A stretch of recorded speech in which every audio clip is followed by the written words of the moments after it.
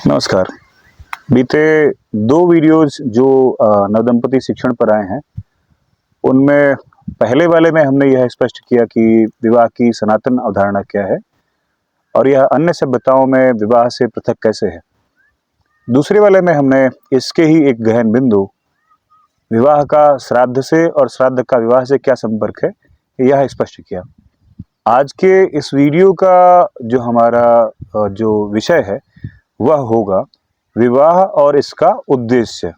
इसकी ही सीमा में, इसकी ही परिधि में हमारी सारी बातें होंगी। तो जैसे ही कोई कार्य मन में आता है, तो हर कोई कार्य यानी प्रत्येक कार्य के पीछे कोई ना कोई उद्देश्य तो होता ही है। कोई भी कार्य ऐसा नहीं है जिसके मूल में कोई उद्देश्य ना हो।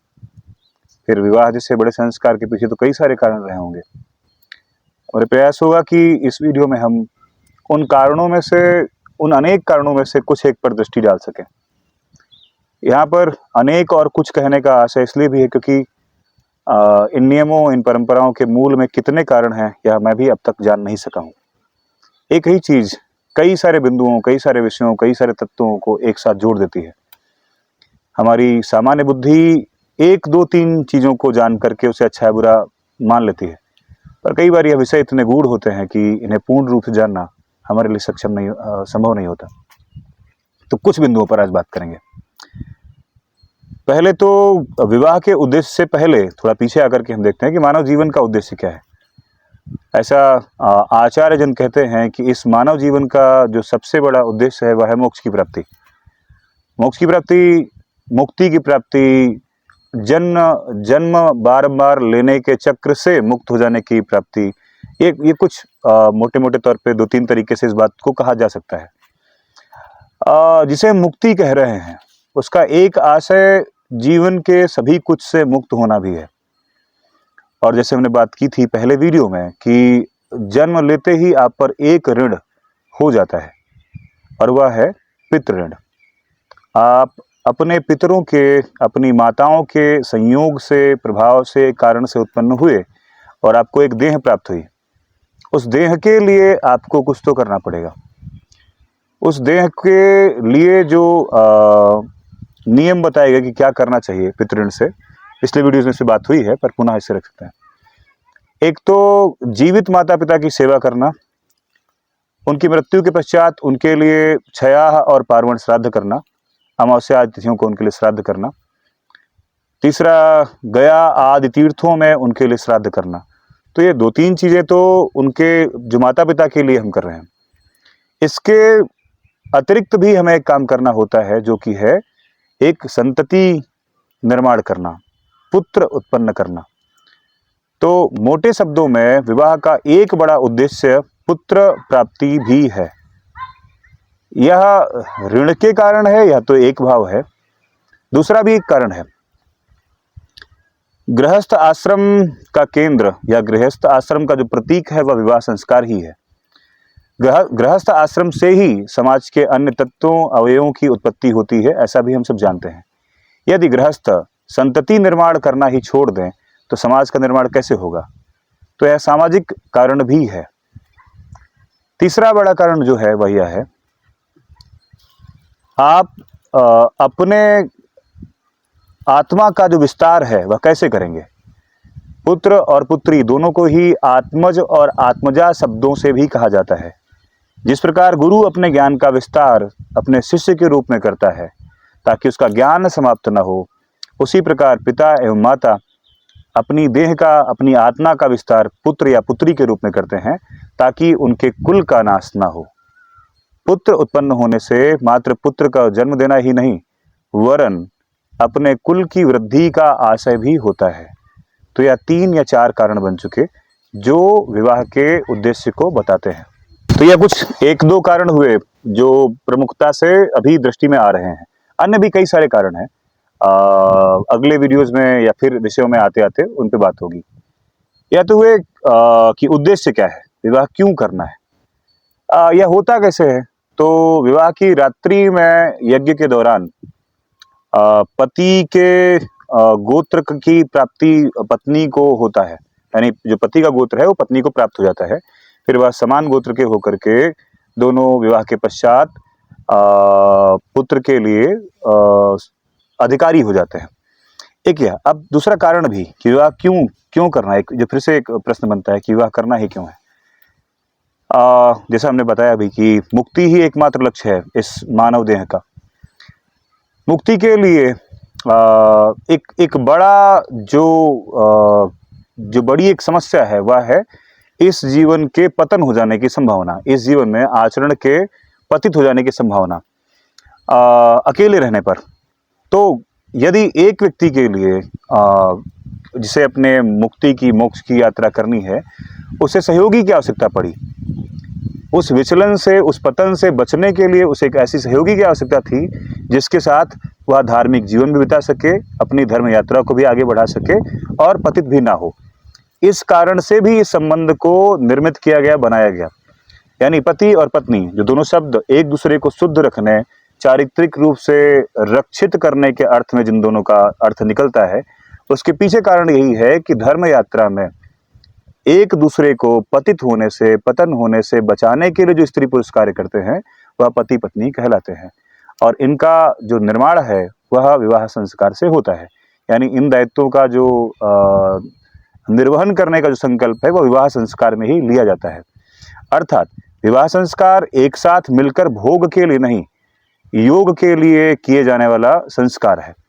तो पहले हमने बात की कि विवाह का उद्देश्य क्या है, और दूसरा जो विषय था वो कि उद्देश्य के पीछे कारण क्या है। अब इन दोनों के पश्चात हम तात्कालिक स्थिति अर्थात वर्तमान समय में हो रहे विवाह और उसकी समस्याओं को भी ध्यान में रखते हैं। जब मैं इन विषयों को बता रहा हूं तब ऐसा बिल्कुल नहीं है कि मैं वर्तमान स्थिति को छोड़ दे रहा हूं या इग्नोर कर रहा हूं। आज के समय में हो रहे विवाह भली भांति समझता हूं और बहुत सारे करवाए भी है। समस्या कहाँ पर है? समस्या यहाँ पर है कि विवाह की यह मूल बनावट, यह मूल समझ हमने कहीं बाहर कर दी है। हमने उस संस्कार के समस्त आध्यात्मिक तत्व को, धार्मिक तत्व को अपनी फॉर्मेलिटीज, अपनी शान बान, अपने स्टेटस सिंबल के नीचे दबा दिया है। वह संस्कार मृत प्राय हो चुका है, मुझे कहने में बिल्कुल भी संदेह नहीं है। उस संस्कार की समझ ना तो परिजनों को होती है, ना उन बालक बालिकाओं को होती है और ना आचार्यजनों को होती है। मैं बहुत गारंटी के साथ इन तीनों को उत्तरदायी मानता हूँ। इन तीनों में आचार्यजनों को और परिजनों को विवाह की संस्कार की समझ होनी ही चाहिए थी। वह बालक या वह बालिका इसके लिए उत्तरदायी तनिक भी नहीं थे। विवाह के संबंध में दिए जाने वाला ज्ञान आचार्यों से और परिजनों से बालकों तक जाता था। कई क्षेत्रों में, कई कथाओं में आप पाएंगे कि माताएं ही अपनी बालिका को विवाह के संबंध में सभी ज्ञान उपलब्ध करवाती थीं। माता सीता के संबंध में ऐसा आपको रामायण में देखने को मिल सकता है। माताओं से यदि शुद्ध रूप अर्थात धार्मिक रूप नहीं जाएगा बालिकाओं को, तो फिर कहाँ से, कैसे जाएगा? पाठ्यक्रम का हिस्सा नहीं है, चर्चाओं में से बात नहीं होती। बात हो भी रही है तो उस रूप पर नहीं हो रही जो कि मूल रूप है, उस रूप पर हो रही है जो आजकल चलन में है। उद्देश्य क्या है ये सब बताने का? उद्देश्य सामान्य सा है। आप विवाह यदि उसी रूप में कर रहे हैं जैसा होना चाहिए, बहुत हद तक संभावना है कि आपके विवाह गड़बड़ नहीं होंगे, बेकार नहीं जाएंगे, टूटेंगे नहीं। आप उन बालक, उन बालिका को इस विधि से अवगत करा दें, उनके दायित्व, उनके कर्तव्य, उनके द्वारा आचरण किए जाने वाले संबंध के बारे में ढंग से बता दें, तो संभव है कि बहुत सारी चीजें बन जाएंगी। तो पहले दो बिंदु यानी विवाह का उद्देश्य और विवाह के मूल में छिपे हुए कारण, इन पर संक्षिप्त वार्ता हुई। अब वर्तमान स्थिति पर बात करते हैं। वर्तमान स्थिति के पीछे, बिगड़ने के पीछे जो मैंने यात्रा देखी है और अपने द्वारा किए कराए जाने वाले सैकड़ों विवाह के मूल में मैंने देखा कि आचार्यजनों का प्रभाव जिन धार्मिक कार्यों में घट जाता है, वह धार्मिक कार्यक्रम अपने मूल से दूर हट जाते हैं। सरल शब्दों में, जिन भी संस्कारों में, उत्सवों में, पर्वों में आचार्यजन प्रभावी नहीं रह जाते, उनकी बात, उनके नियम नहीं लगते, वह संस्कार अपने मूल से हट जाते हैं। विवाह के और श्मशान के नियमों के मूल से हट जाने के पीछे एक शास्त्र की उक्ति भी कारण है। एक शास्त्र से उक्ति प्राप्त होती है कि विवाह में और श्राद्ध में लोक रीति यानी कुल रीति का पालन करना श्रेष्ठकर होता है। यह नियम बनाया गया था हमारी क्षेत्रीय बनावट को, हमारे कुलों की बनावट को देखते हुए, यानी कुल में आचरण होने वाली जो रीतियां हैं उनका पालन हो सके प्रमुखता से, इसलिए इस नियम के बारे में कहा गया था। कुल रीति के नाम पे बनी अतार्किक या मूर्खतापूर्ण नियमों को कुल रीति नहीं कहते।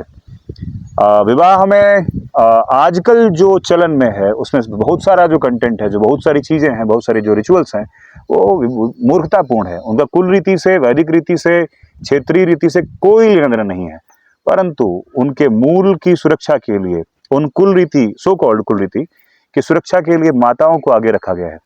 अर्थात यह कभी सकारात्मक था। माताएं नीति नियमों के रक्षक के रूप में आती हैं, यह बात अच्छी है, परंतु अभी जो जिसे वो बचा रही हैं वह कुल रीति भी नहीं है। तो यदि हमें विवाह की कुल रीतियों को ठीक करना होगा, यह आचार्यों के लिए विशेष रूप से संदेश है। यदि हमें विवाह के समस्त नियमों को पालन में लाने का है, तो पहले आपको माताओं से पर्याप्त बात करनी होगी। आपको माताओं को उस स्तर पर लेकर आना होगा जहां से यह नियम पालन हो सके। एक बार आचार्य और माताएं एक स्तर पे आ गए तो फिर वर को और वधू को उस स्तर पर लाना सहज हो जाएगा। यह प्रक्रिया 3 चरण में पूरी हो सकती है। यानी यदि हम परिवर्तन की इच्छा रखते हैं तो पहले आचार्यों को इस विषय के, इस संस्कार के बारे में गहनता से जानना होगा, पढ़ना होगा।